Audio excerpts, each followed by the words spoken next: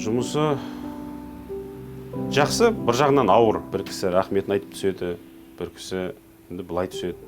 Бірақ енді басқа жақтан қарағанда Тараздың халқы жақсы, өте жақсы.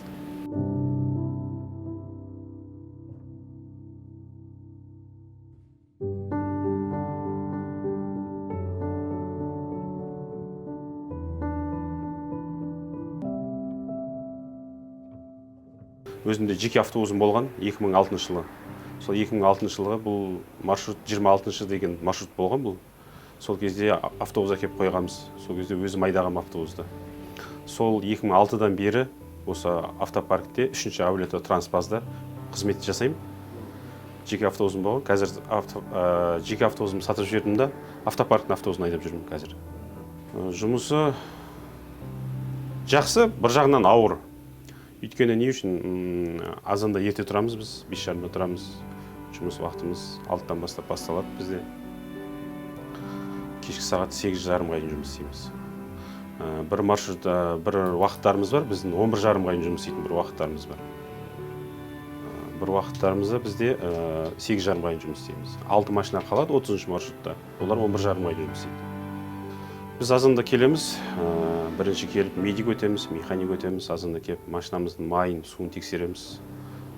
Машинамызды полный тексереді. Содан кейін барып неге шығамыз, маршрутқа шығамыз.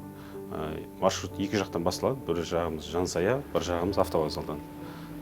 Бізге не беріледі, график беріледі, сол графикпен жұмыс жасаймыз. Азанғы уақытымызға шайға уақыт беріледі, обедтік уақытымыз болады бізге. Екі отстой деп айтамыз енді. Әрқайсысы 2 минут, 40 минуттан екі отстойымыз болады біздің. Сол кешкісін барып, жуып, тазалап, 8:30-да бітеді, жуып, тазалап өткіземіз машинаны. Енді қалай айтсақ болады, енді қазіргі жастар қызықпай жатқан шығар, может, жүргізуші болуға. Бізде білмеймін енді қалай екенін, бірақ енді бізде жеткілікті өзіміздің автопаркімізде автобус жүргізушілер бізде бар. Қазір жаңартып жатыр бізде, Аллаға шүкіршілік. Біраз маршруттарды жаңартып жатыр. Бізде өзімізде 30 маршруттарын жаңарты, 29 маршруттарды жаңартып жатыр. Тағы да бізде автопаркте 2 маршрут ашылды. 13-18 деген маршрут ашылып жатыр. Бұрынғыдан қарағанда қазір өте жақсы. Автобустарымыз жаңа, жылы. 5 саусақ бірдей емес дейді ғой. Арасында бар. Бір кісі рахметін айтып түседі, бір кісі енді былай түседі. Бірақ енді басқа жақтан қарағанда Тараздың халқы жақсы, өте жақсы.